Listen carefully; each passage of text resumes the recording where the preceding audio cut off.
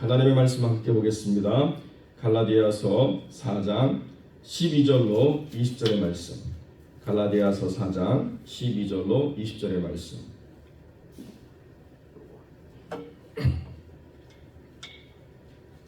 제가 봉독해 올립니다. 형제들아, 내가 너희와 같이 되었은즉 너희도 나와 같이 되기를 구하노라. 너희가 내게 해롭게 하지 아니하였느니라. 내가 처음에 육체의 약함을 인하여 너희에게 복음을 전한 것을 너희가 아는 바라. 너희를 시험하는 것이 내 육체에 있으되 이것은 너희가 업신여기지도 아니하며 버리지도 아니하고 오직 나를 하나님의 천사와 같이 또는 그리스도 예수와 같이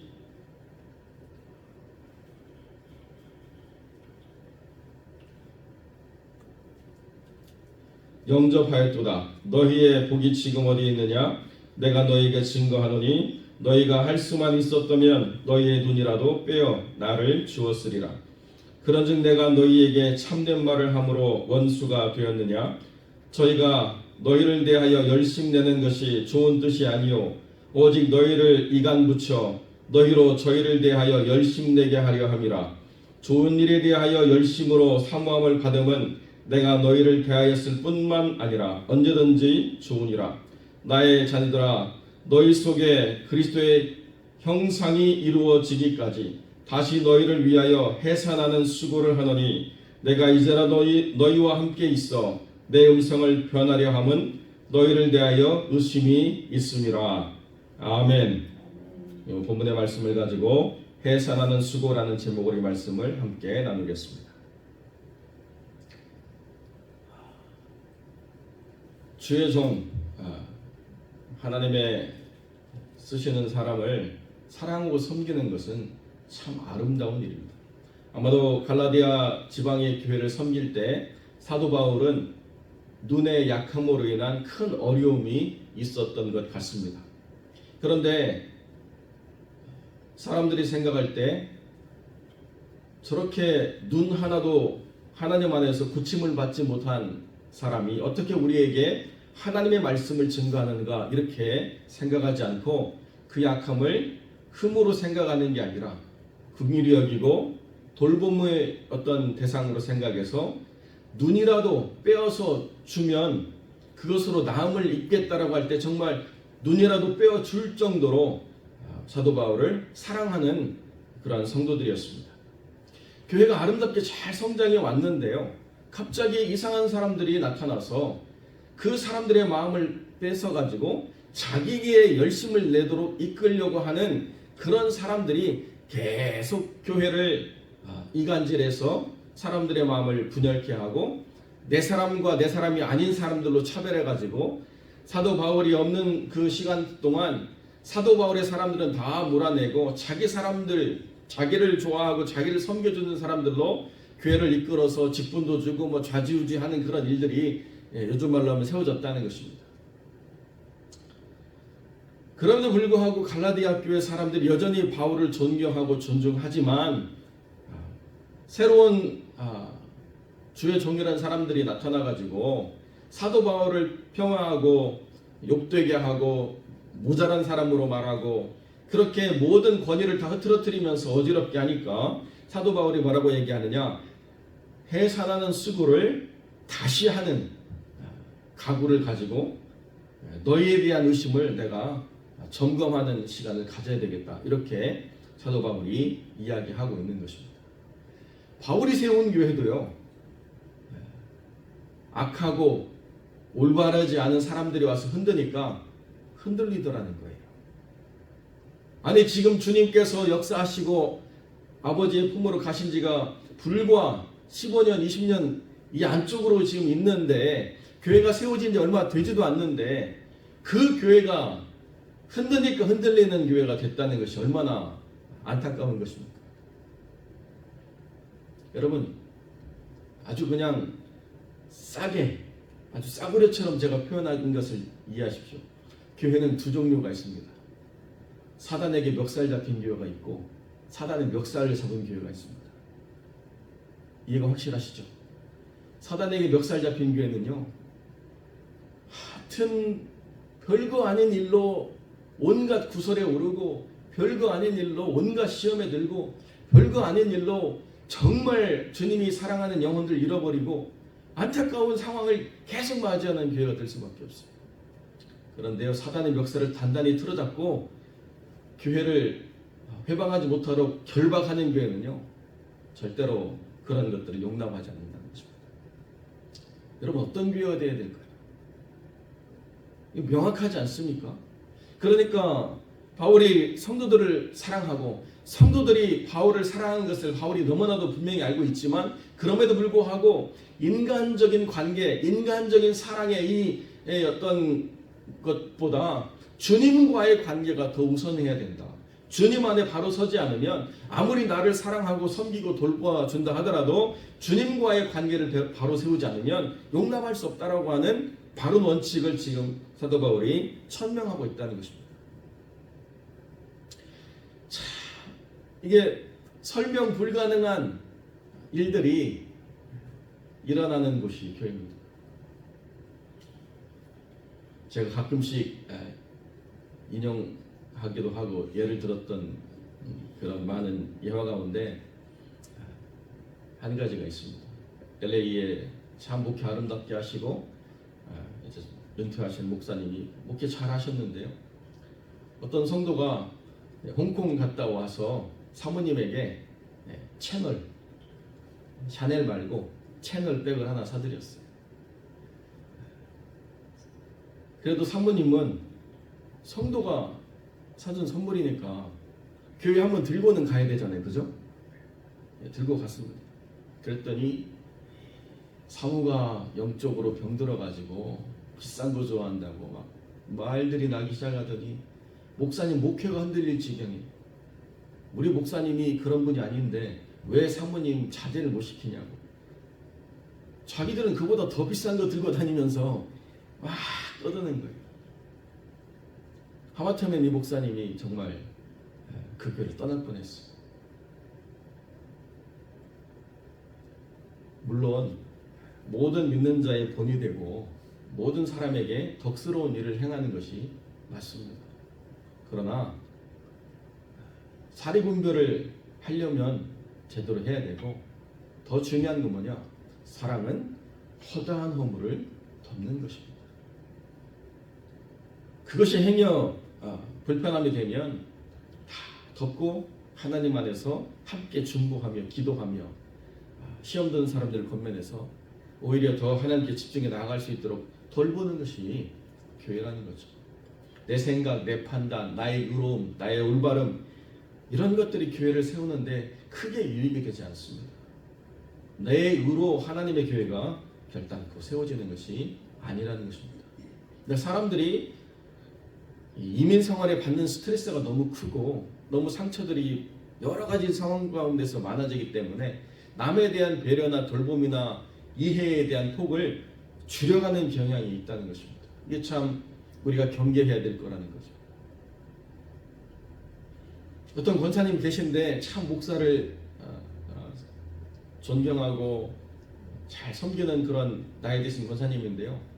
다 좋은데 꼭 교회 가실 때 힘들어요. 왜냐하면 그 교회 차로 이렇게 쭉 돌아가는 루틴이 있는데 이 권사님이 무조건 자기 집 먼저 가야 된다는 거예요. 권사님 아시잖아요. 이게 이렇게 거꾸로 돌아가게 되면 모든 루틴이 다 흐트러지기 때문에 가시다가 이렇게 권사님 모셔다 드리겠습니다. 아무리 설명해도 매주마다 그 문제를 가지고 어려움을 겪는 적이 있었습니다. 또 제가 섬기던 교회가 그때 건물을 빌려서 예배드리는데요. 저희는 지금 온도를 마음대로 조절할 수 있지만 빌려주는 그 사람들이 거기에 락박스를 딱 해가지고 온도를 딱 세팅해 놨어요. 그래서 에어컨을 틀면 항상 그 온도에 세팅이 되어 있습니다. 근데 어르신들이 담요를 깜빡 입고 안 가지고 오시는 경우에 너무 춥잖아요. 무릎도 시리고.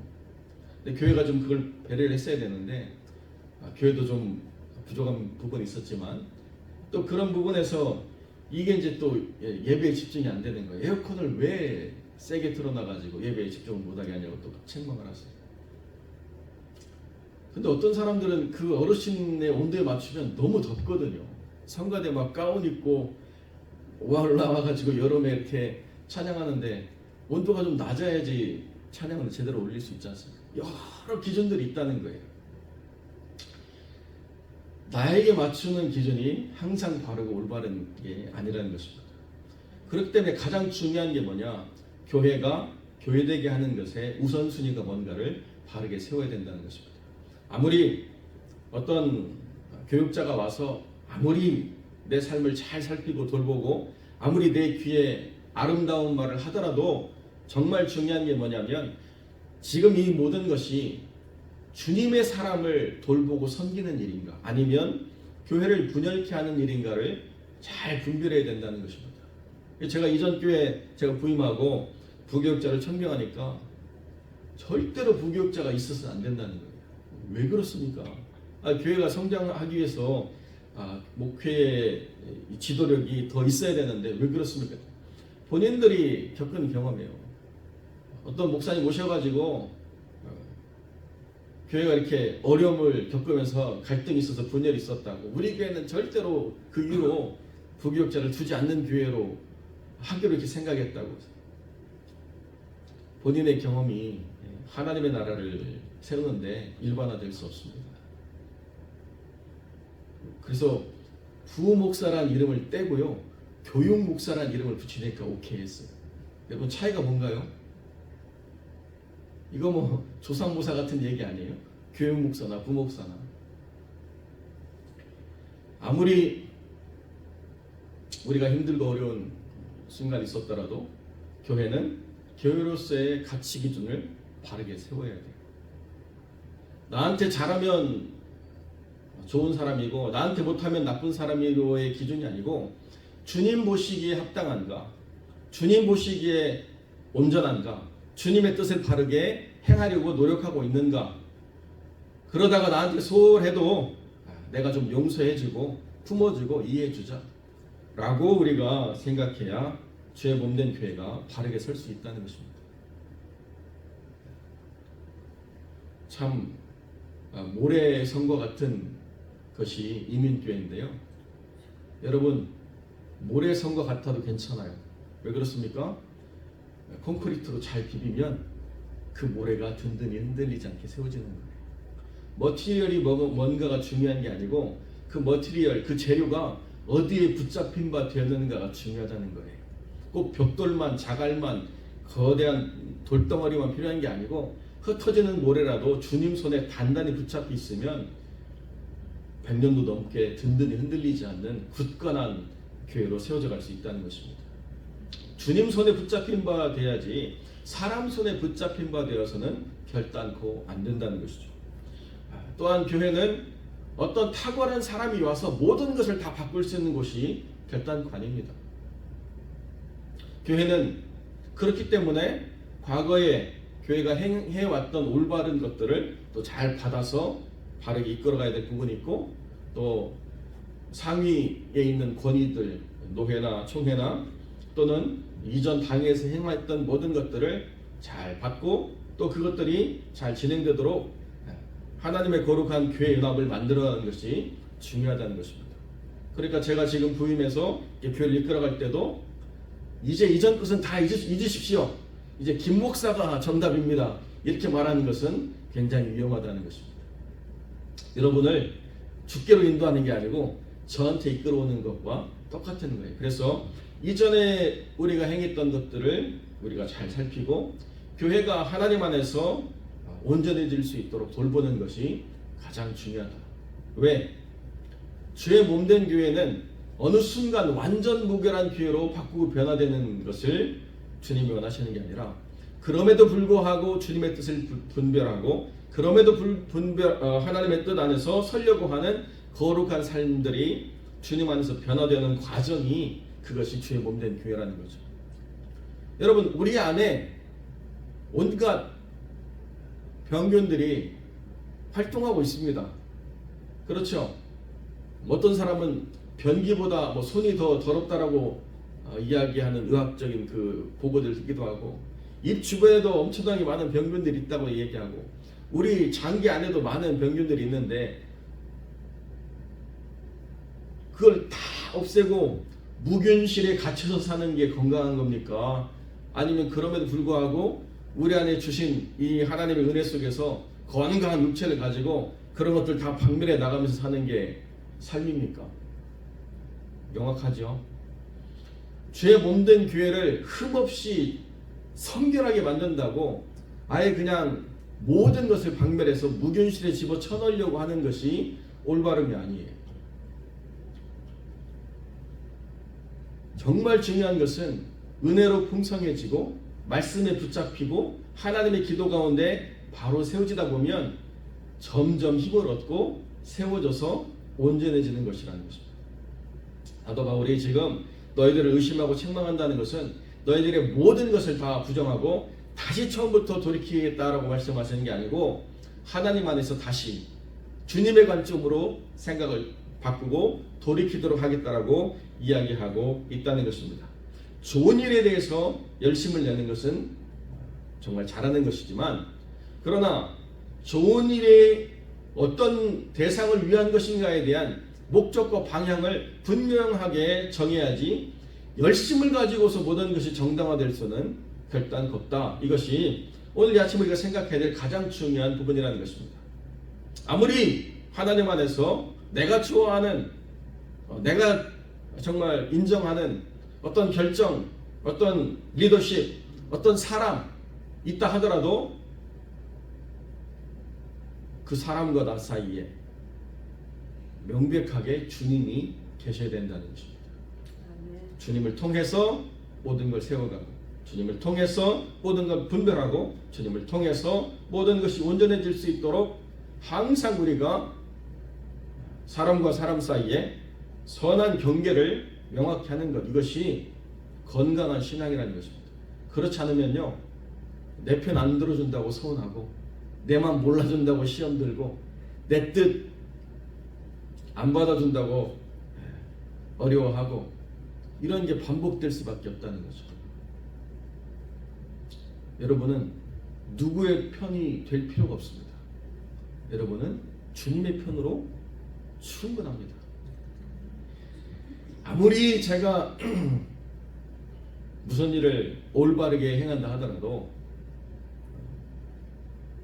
주님이 그것을 연락하셔야 바른 거예요. 여러분, 정주영이라고 하는 배우지 못한 회장님 밑에 배우고 똑똑한 수많은 사람들이 있습니다.